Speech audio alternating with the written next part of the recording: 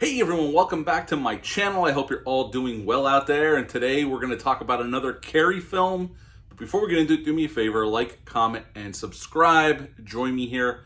I greatly would appreciate that. Also, as always, a shameless plug for my Zazzle and my TeePublic store. I'll have a link for both of those in the description box below. We have a ton of Halloween designs up, getting ready for spooky season. It's fast approaching, folks.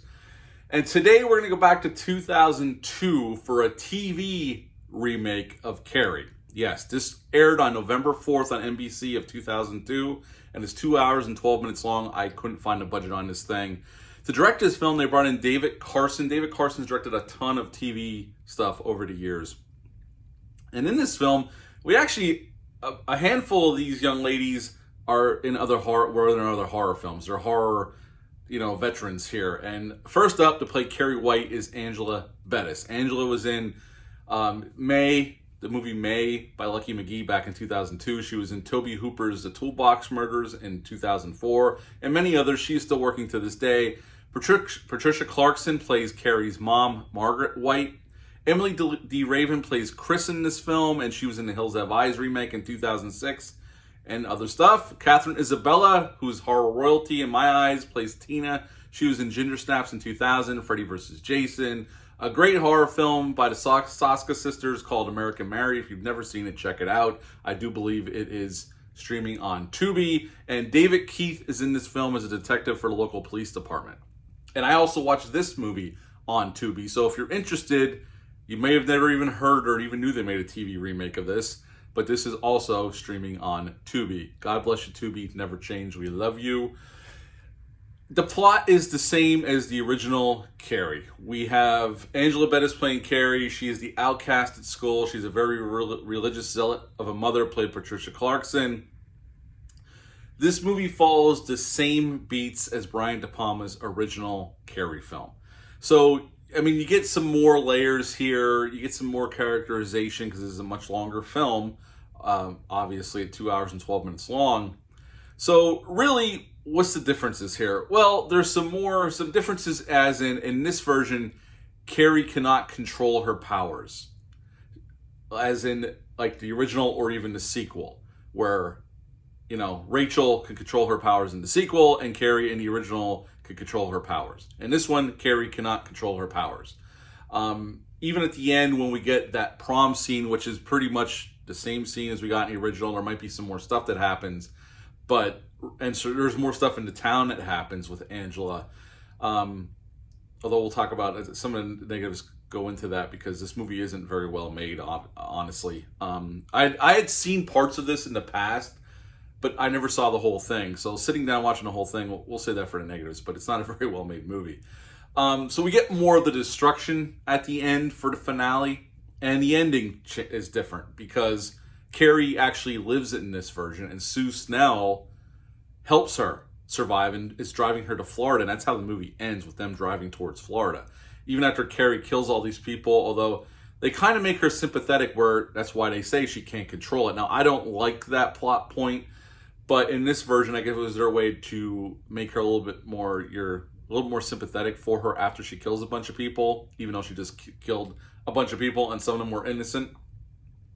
But a lot of this are the same beats, honestly. Carrie's getting picked on at school, and they fill her locker with a bunch of tampons. We see her getting her time in a month at the beginning of the film. So a lot of this is the same stuff. There's not much difference other than we get some more characterization, and a few things go down a little different, like the end where Carrie actually lives and she gets away. Carrie's mom dies a different way. Carrie causes her mother to have a heart attack. And that's how Mrs. White dies in this film. And we don't mention her father at all in this version. So, they do change some stuff. And I don't know if this is closer to the book. I've never read the novel Carrie by Stephen King. But they definitely do change some stuff up from the original film. But pretty much from beat to beat to beat, this is almost the same film, just longer. I think Angela Bettis is pretty good. She's not my favorite iteration of this type of character. Sissy Spacek did it better in the original, and even in the second film, I think that version of the Carrie type archetype is done better. But she's fine here. I don't think she was given a whole lot to do. Patricia Clarkson's good as a religious zealot mother. It's always great to see Catherine Isabella. She's good here. David Keith is a pro. I mean, they're not given much to work with here, and we're going along the same beats here. Let's get into the negatives. This film isn't very well made. You can tell this is made for TV. I don't know if they had a large budget. Some of the effects, there's a scene at Carrie's house when she comes home and her mom starts slapping her around like in the original film, but this time rocks start falling from the sky. I don't know why they felt the need to include that. Maybe it was in the novel, and if it was, and leave a comment down below. But obviously they didn't have the money or the technology capable to bring that to life and look real. It looks like garbage. Looks awful. Totally unnecessary. Could have been cut out. A lot of stuff in this film could have been cut out. There's no reason for this film to be 2 hours and 12 minutes long. There's a lot of padding. And even if they're adding stuff in from the book, it's unnecessary stuff. There's some things that you don't need to put from a book. I don't know if this is closer to the book or not, but there's some things that can be cut out you don't need to tell in a feature film. And there's stuff in here that just pads out the runtime. It doesn't need to be there. I don't like the aspect of she can't control her powers. I don't like that. I like that, I felt bad for Carrie in the original film. But once she goes off the deep end at the prom, getting her revenge, I'm actually rooting for her at a point until she starts killing people that had nothing to do with it. And then, then she turns into the monster. Okay, this woman who's out of control and she's just going to kill everybody. The effects, even at the prom scene, some of them aren't very well handled and they look like trash. The blood scene, all that comes off pretty much the same. The movie's just not very well directed. There's no style here. The camera work is kind of dog shit. It's just like a direct to VHS type style movie. I've seen other TV movies that are way better shot than this thing. Wrong director for this stuff. And honestly, again, this is just padded out to 2 hours and 12 minutes. There's no reason for it to be that long. Now, from what I understand, they were trying to spin this off into a TV series. How that was going to work, I don't know. Were Sue and Carrie going to hit the road on adventures?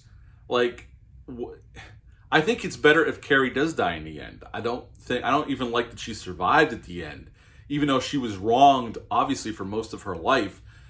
I think at the end, Carrie has to die. I think it's what has to happen. I think even she, in the second film, Rachel realizes she has to die. Because Rachel could have survived the second film, but she realizes she's, at this point, for what she's done, she can't survive. So I don't really, you could see this, they were setting this up for something else that never happened, obviously. I don't even know how that would have looked. That sounds like a stupid idea. This is not meant to be a TV series. I think they would have that was just a dumb idea. But overall, this is just it's an okay remake. There's nothing special here. Some of the acting's pretty good. Catherine, like I said, the acting's okay. Angela Bettis she's a good actress. This is just not my favorite version of this character. I think it was done better in the first two films. I mean, I can see why they wanted to remake it. I mean, the second sequel didn't do that well, but there was an opportunity to try to turn this into something else. It just doesn't work. So at the end of the day, I would give Carrie 2002 a 5 out of 10.